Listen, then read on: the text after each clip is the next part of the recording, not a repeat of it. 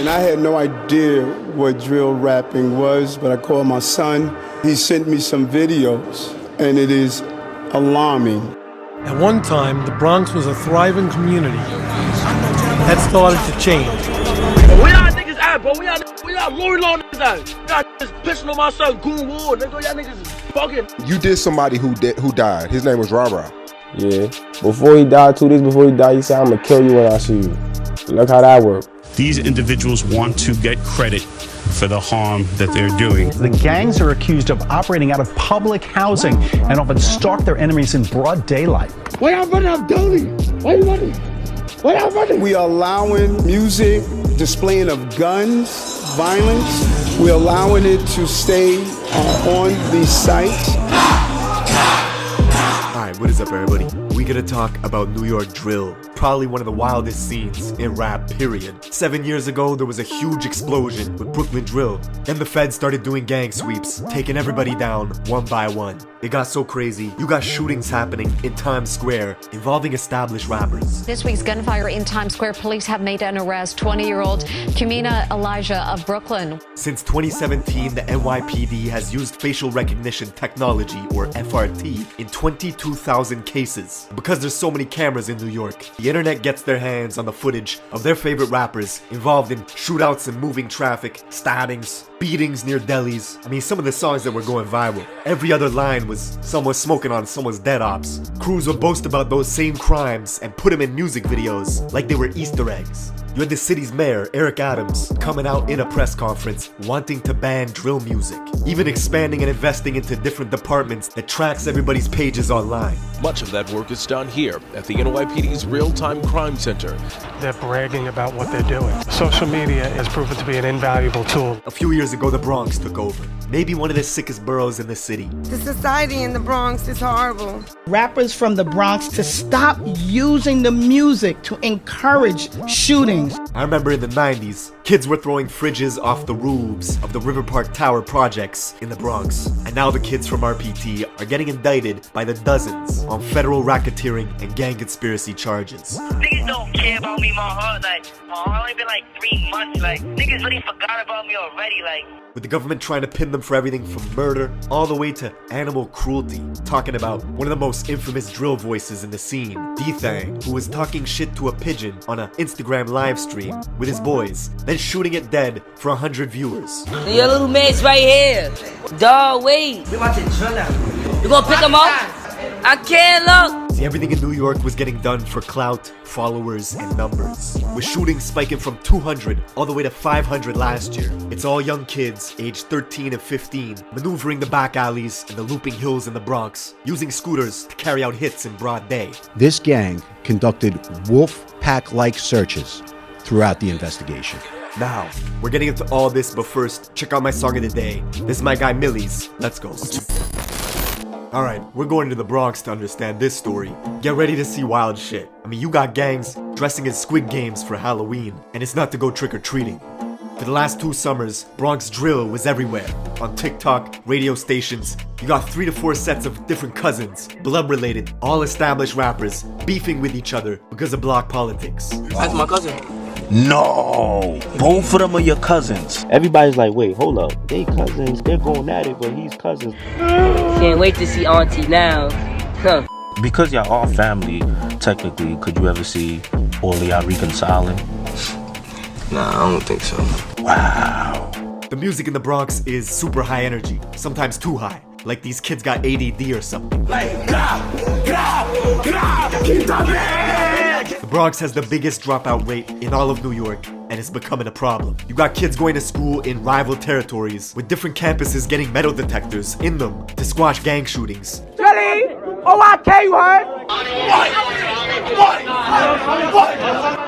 This, of course, is the rapper Shaik, with 100 million views on YouTube in 2 years of rapping, coming out of the Cortlandt projects in the South Bronx, aka home of extortion. In 2009, the Cortlandt homes was subject to a police sweeping called Operation Bad Apple, which took down 52 people for racketeering and gang conspiracy. The NYPD even went on to build a police building right across the street from the projects called PSA 7, even though a precinct and a Bronx borough court are literally a few blocks away. Cortland's home to popular rappers like B-Love and Shaik. Shah, who's known for having a deep-ass voice that doesn't really match his face, went to the rival school in Mott Haven campus, just 9 minutes away from his hood, where he would bug out towards any kid that repped the rival gang, the YGs. He was making posts talking about YG killer, even hopping on Instagram lives at 12 years old saying directly to a YG kid named Wu Lottie that he was gonna spare him. What's up, via Wu Lottie? Yo, he said what's up, via Wu Lottie? I know, I'm not gonna jump you, I'm gonna jump Nooks. 5 years later, Wu Lottie would get murdered. See, the Young Gunners, or the YGs, is an infamous Bronx-made gang which started in 2003 in the Mott Haven houses and the Patterson houses, just 10 minutes away from Cortland. 2 detention centers in the Bronx, Horizons and Crossroads, are breeding grounds for gang recruitment, and the YGs were formed to combat the overwhelming numbers of Bloods in adult jails like Rikers Island.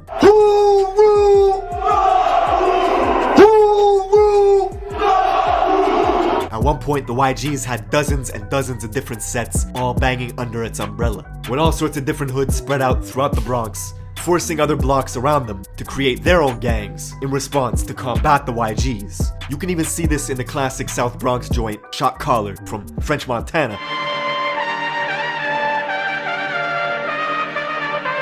In the video, French is surrounded by YGs, and here you can see the leader, Jou Hef, who was killed a few years later at Club Tropicana, beaten on the head with the glass base of a hookah pipe, and when the glass shattered, his ops used a metal rod inside the hookah to continue pounding his head, leaving Jou Hef drenched in blood. He'd die in a coma a week later. The youngsters who oppose YGs often cite this event to antagonize them.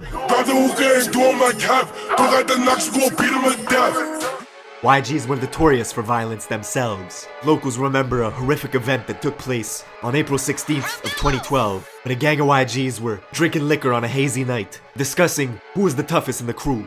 This crew of YGs made a 7-minute walk and stormed their rivals on Cortland Ave to see what they could catch. The Cortland buildings were empty, except for one kid, a 16-year-old named Noah Bala, aka Moses, was alone walking.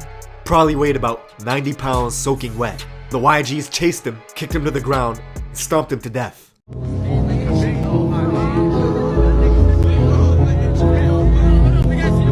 Kids from the Cortland projects hold Noah's name in high regard. Be Love, whose hit song, If You Know You Know, got 16 million views when it was released 2 years ago. He actually confronted the brother of a YG's member that killed Noah outside in front of the Metro Court, as this guy was waiting to be tried for a different murder of another Cortland youth named Yellow. Come across the street. I can't even caught with it. Nah, flock me, throw that up one more time. What the fuck you talking about? What you talking about, pussy? Come across the street. The Bronx is so crazy. Dudes will get active in the courts, outside the courts, in front of police. They don't care.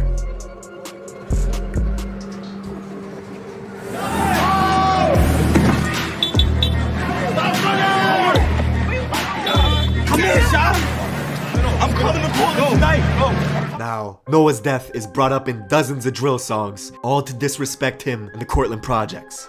Notorious YG rapper D-Thang out of the River Park Towers, a YG stronghold in the West Bronx, made the song Wedgie Man This, Wedgie Man That. In it, D-Thang has a cold-blooded line talking about the beating of Noah.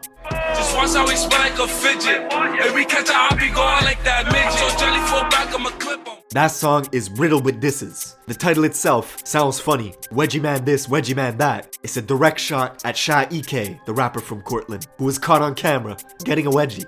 Drag him! Yo! Do you like my new song? Wedgie Man this, Wedgie Man that. Now D-Thang's home, RPT, the River Park Towers, alias the Death Towers, encompasses 2 44-floor buildings and 2 38-story buildings standing over the Harlem River. 8 years ago, the feds took down 20 of their top guys, wiping out the leaders, hiring security guards, and installing cameras to stop people from dealing drugs right outside. Then, the kids took over. One way in, one way out. So like this my brother for life, forever. They continued drug dealing, robbing.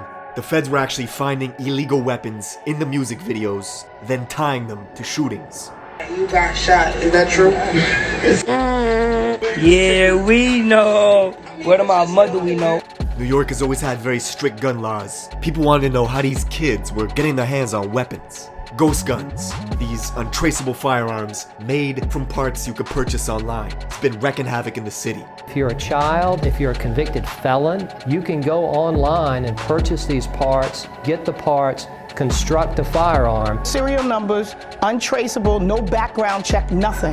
That is a problem. The whole of 2021 was crazy. As the feds were tuning into Instagram lives, you could see stuff like rapper D-Thang with his own cousin, K-Flock, flashing out on each other for a live audience. Yeah, Muddy, don't do that, Muddy. Don't do that, Muddy. If I see Stunner, you know I'ma whack him. Fuck that. No, I'ma clash him. You saw my energy last time I saw you, Stunner. K-Flock is literally D-Thang's blood cousin, coming from the famous Little Italy part of Central Bronx, near the 48th precinct. K-Flock's own mom pretended in an interview not even to know who D-Thang was. Him and D-Thang are cousins. I don't even know who that thing is. I'm the mom and I'm confirming it. That's nowhere near related to me at all. His gang DOA, or Dead on Arrival, is an allegiance of 5 blocks, all of which are surrounded by YGs and Drillies, a vicious gang of bloods that also oppose K-Flock and his gang DOA.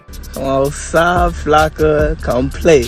Come play today. You always playing on the internet. I want you to come play today. Now, because the fans knew K-Flock as a crash-out specialist who would film his gang endeavors all for social media, this resulted in all his music getting more and more views. Let me tell y'all what he did, bro. This nigga gonna call me to a mansion party full of hot. Ask KK. Yo, I was there. We was in there, but who was there? That's what I'm saying. Locker in there. Wait a minute, no. Now, this would make his rivals upset and jealous. K-Flock would bring them into Instagram lives just to argue with them. Bro, y'all over scariness. I was volleying y'all. You never did nothing to me though. Really never did nothing to me. That kid he was talking shit to is Rajiz, a YG member from the 800 block, literally a 15-minute walk away from K-Flock's hood. Now, just 2 weeks after they had that argument on live, this YG kid Rajiz would preview a track called Real Facts, where he was going after K-Flock. Hey yo, kicking out less with the facts. Anytime that they throw out through backs, he blew you a K, you ain't smoking on Mac. While this was going on, the feds were catching these same YG kids on surveillance cameras, carjacking Toyota Camrys, Mercedes Benzes, even robbing someone at gunpoint. A month later, on July 11th, those same YG goons were hunting in DOA territory, K-Flock's neighborhood. They only had to drive 6 minutes before stumbling upon a 13-year-old kid named J-Rip, who looked up to K-Flock with huge admiration. One kid hopped out of a black Honda Accord that had 3 orange racing stripes on its hood. The kid aimed his pistol, unloading into J-Rip, who stumbled into this cafe, Angels, bled out, and died in front of customers. The same cafe, Angels, where K-Flock and Shaike were hanging out on a live stream a few months ago, right across the street from K-Flock's apartment. Word to the God. Don't slide. Don't try to do like doing some stupid shit. Word of J-Rip's murder got out quickly that day. The kid Rajiz, who was on live with Flock a few months prior, was now on social media mocking J-Rip's death. 7 hours later, Jay's friends went off to retaliate. They found Rajiz in a private Uber on the phone. 2 shooters on a scooter pulled up next to him, opened fire through the window, hitting him in the head and torso, killing Ra instantly. And all this happened in Mount Hope, a mile out from J-Rip's murder scene earlier that day. Ra's family learned about his death from a friend who was on the phone with him at the moment he was killed. Revenge does not heal losing loved ones, but Flock's fame was exponentially growing. He got an offer for his very first show, upstate in Poughkeepsie, 2 hours out of New York City, where locals targeted him right away. 5 people were found shot, 1 stabbed, right outside the club Revel 32, as security at the venue scrambled, turning his tour bus into a makeshift ambulance, transporting victims to the hospital. The tour bus got shot up as well, because the people that were doing the shooting thought the K-Flock was inside it. Most of these victims were occupants of a private bus that had been identified as being in multiple locations here in the city of Poughkeepsie. But he managed to escape unharmed. The next day, K-Flock would pop out at Rolling Loud, New York for a surprise performance. With the surprise performance, the next stars in New York, K-Flock and B-Love. But he got into a brawl with another Bronx artist as their entourages clashed, thus banning Flock from the festival for life. But all this beefing just boosted his profile. That same night, he would drop the song Being Honest with G Herbo, which now has 25 million views on YouTube. It was like K-Flock was on top of the world, but he was still doing drills. 6 days later, he was in a rental car with his boys, driving to his cousin D-Thang's building, the River Park Towers, spotting an op, shooting them on the Roberto Clemente Bridge. You'd think it would stop there, but no. The next week, undercovers pulled K-Flock over in Yonkers, finding a gun in his sock, which if you know New York laws, carries a 3 to 5 year sentence. The very next day, he was bragging about buying a new gun. You're thinking this might stop, and it will. Getting close to Christmas, on December 16th, 2021, K-Flock walked past the barbershop in Harlem early in the morning. had a standoff with this man, pulled a pistol out, and shot him dead. The rapper in the city with the most buzz, caught on surveillance video, wearing designer clothing from head to toe, shooting a rival. And the shoes he's wearing in surveillance video that day are the same unreleased Jordans he was showing off for social media just a few days before.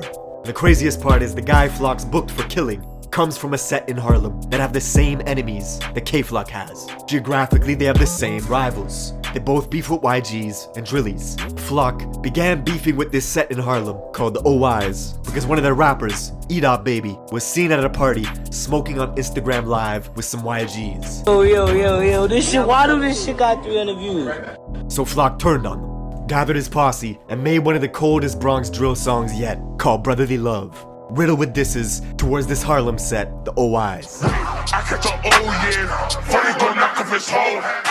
Niggas talking fuck he wanna do. Oh, he chill with them op niggas too. Whatever they throw up, I'm dropping it too. Shy EK, the rapper from Cortland, would side with Edop Baby, so in turn, he would start beefing with Flock, and Flock would start beefing with him. Both of them releasing diss tracks, with Flock saying he was smoking on Shy EK's dead father. Free Flock.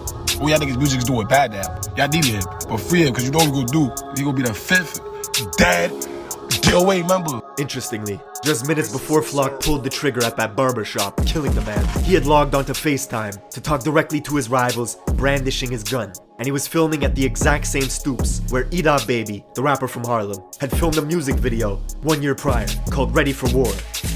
Slowly, one by one, the Bronx was following the Brooklyn scene, with all their rappers getting wiped out by police indictments. 5 months later, the Drillies would get taken down in a massive RICO case, booking 20 people for murder, conspiracy, racketeering, and gang activity. Not even a month later, D-Thang, along with 22 of his guys from RPT, would get swept up as well. Then if you thought the scene wasn't toxic enough, 6 months later, the young rapper from Harlem, Edop Baby, would commit suicide, which has fans still wondering to this day why that happened. Fast forward to this year, February 2023, and K-Flock, who was already sitting in prison for murder, would be one of 7 DOA members named in a federal indictment spanning from 2017 all the way to 2023. This is the New York drill scene in a nutshell. Every few years, a scene pops off from one of the boroughs, rappers make a huge wave, and then it all comes crashing down. That's it for this video. Thank you for watching, and I will see you in the next one.